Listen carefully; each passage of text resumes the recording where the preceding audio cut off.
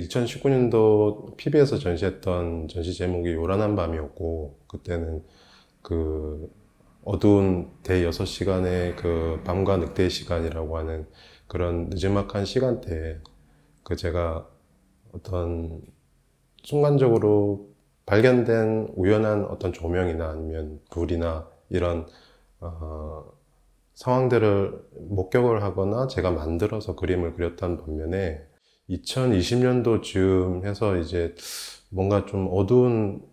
터널을 들어가는, 그때는 그렇게 좀 인지를 되게 진지하게 하지는 못했지만 아마 그때쯤부터 초반부터 이제 우리는 뭔가 이제 일상의 변화들을 많이 겪기 시작했잖아요. 그러다 보니까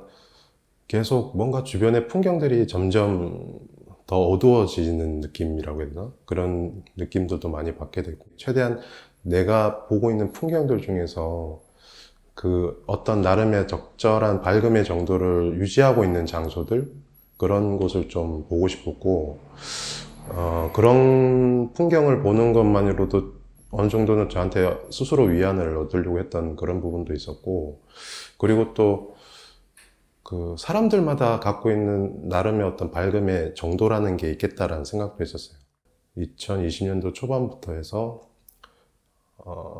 그런 어떤 밝음이 어떤 유지되고 있는 상태의 빈 공간들, 그리고 또 삼청동이나 이런 서울 시내에 있는 그 골목길들이라든가 아니면은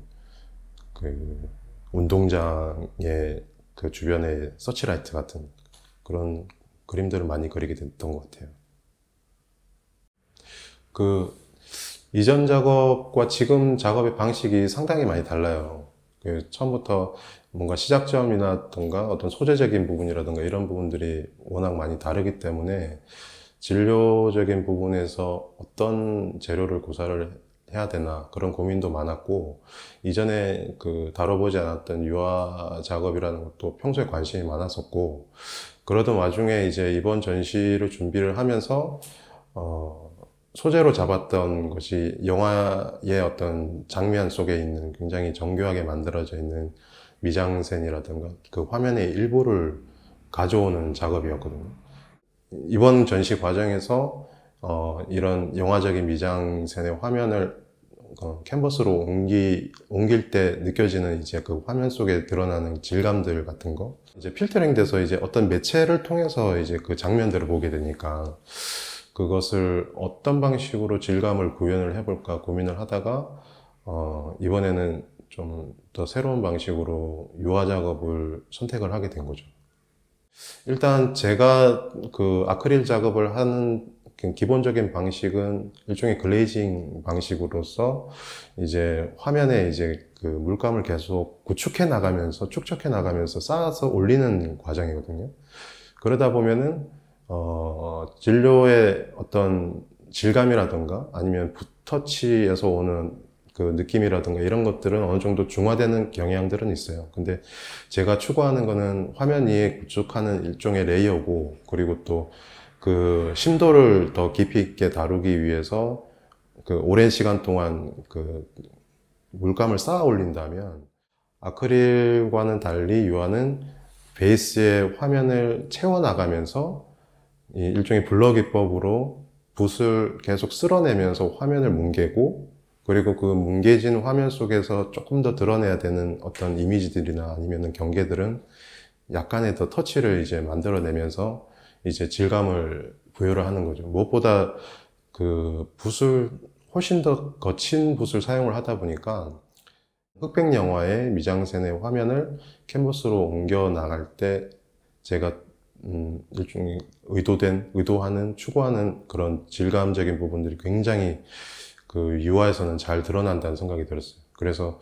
이번에 유화를 선택하게 된 계기도 그런 질감을 부여하기 위해서 이제 선택을 하게 된 거죠. 이번 전시에서 정구는 2019년도 때부터 그 을지로나 이제 서울 주변에 있는 개인 공간이나 아니면은 그 사람들이 일을 하는 작은 노동의 공간이나 이런 사적인 공간에서 사용되는 전구들을 많이 수집을 했어요. 저는 그 전구들한테 관심이 좀 많았던 이유가, 이전에 그 풍경이 어떤 필터링 되지 않은 상태에서 직관적으로 그려진 그 방식에서부터 조금 풍경이 어떤 대상이나 아니면은 어떤 레이어를 통해서 골절되거나 왜곡된 풍경으로서 제 눈에 들어오는 게 조금씩 더 관심이 가지게 되었거든요.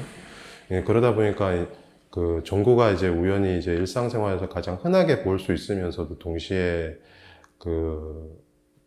원형의 형태, 그리고 또 그 외곽의 이제 그 유리막을 통해서 그 한 공간의 사방의 풍경을 한 공간에 이제 그 리플렉션 하는 그런 성격이나 이런 것들이 상당히 흥미로웠고, 그래서 전구를 그리게 됐던 것도 2019년 말 2020년 그때부터 어떤 장소의 무거운 일상이라던가 이런 하루를 함축하고 있는 그 장소의 풍경을 함축하고 있는 오브제로서의 전구를 좀 작업을 하게 됐어요. 그러다가 우연히 이제 그 벨라타르의 토리노의 말이라는 영화를 접하게 됐고, 그 감독의 의도를 들여다보면은 굉장히 일상적이고 뭔가 의식주에 관련된 되게 아주 인간의 그 삶의 가장 단순한 영역? 그런 지점들을 다루는 영화라서 이번에는 그 영화에서 나오는 미장센을 따오게 됐는데, 그런 되게 느슨하고 느리고 무거운 장면 사이사이에서 지나가는 의식주와 관련된 오브제들, 그 장면 속의 오브제들을 저 멀리 있는 오브제를 이제 땡겨와서 그걸 이제 화면에 옮기게 된 거죠. 사실 그 공간의 변형을 시작한 전시는 2016년도 막이라는 전시였는데, 그때 당시에 전시에서 중요했던 거는 그 풍경의 레이어고, 풍경 속에 캔버스가 들어가는 것 또한 하나의 더 캔버스를 하나의 레이어로 보기 시작했던 지점이었거든요. 그러다 보니까 전시장 안에 들어왔을 때 굉장히 큰 그 300호 정도 되는 그림을 뒤에 그 벽면에서 떨어뜨려서 그 뒤에다가 조형물을 만들어서 공간을 만들고, 그 공간 뒤에, 그러니까 캔버스 너머에 또 다른 캔버스 화면이 생기고 장면들이 겹쳐지게 되거든요. 그러니까 그때는 겹쳐짐이라는 개념이 굉장히 중요했었어요. 2019년도 PB 갤러리에서 개인전은 적극적으로 그런 공간 연출을 하진 않았지만, 제가 굉장히 심혈을 기울여서 그렸던 그 공사장 방진포, 그 공사장 막을 굉장히 큰 그림으로 그리게 됐는데, 그 그림이 그 갤러리 동선에서 뭔가 좀 일종의 방해를 줄 수 있는, 약간의 불편함을 줄 수 있는 동선이었으면 좋겠다라는 생각을 했거든요. 이번 전시는 아까도 말씀드렸던 그 전구의 표면, 그리고 판타스마고리아 주마등이라는 그 원형의 형태, 그런 것들이, 원형이라는 것이 굉장히 중요한 요소고 그 개념이었기 때문에 이번 전시는 가벽을 이렇게 정교하게 치고 모서리를 없앴어요. 그래서 뒤에 보시면 이 모서리를 갖다가 원형으로 만들어서 왼쪽과 오른쪽의 공간이 자연스럽게 연결이 되면서도 동시에 원형의 느낌처럼 계속 돌고 도는 방식으로 그렇게 어느 정도 그런 뉘앙스를 주려고 노력을 했죠. 완전한 원형은 아니지만 이제 이런 지점에서 그 동선이 자연스럽게 뭔가 꺾임이 없이 연결되는 이런 원형의 방식은 이 공간과 저 안쪽에 있는 공간 두 군데에서 이제 의도적으로 이제 만들어지게 됐어요. 요즘에 그 수집하고 있는 장면들이 예를 들자면 사람들이 그 여가를 즐기고 있는 장면들이라던가, 아니면은 일종의 그 개인이 오롯하게 이제 자신의 개인적인 시간을 누리고 있는 장소, 그런 곳에서 그 보여지는 인물들이 같이 포함된 풍경들을 보고 있어요. 예전에는 한 10여 년 넘게 풍경 속에 인물이 전혀 없다가 요즘에 마음을 먹고 이제 인물을 좀 그려보기 시작했는데, 그 인물이라기보다는 인물이 들어간 풍경인 거죠. 그 풍경의 서사에 인물을 좀 더 넣어서 이야기를 좀 더 구사를 해볼까 지금 생각 중이고,